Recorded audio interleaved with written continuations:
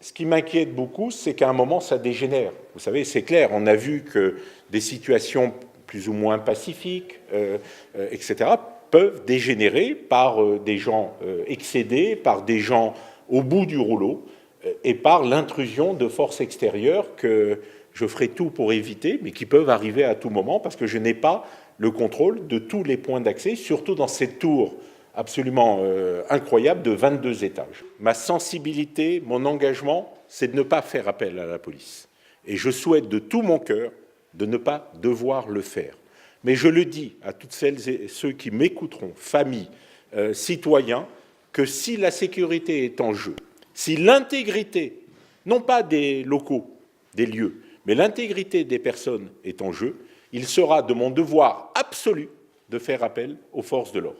Moi, ce que je souhaite sincèrement, c'est que nous restions dans le débat démocratique.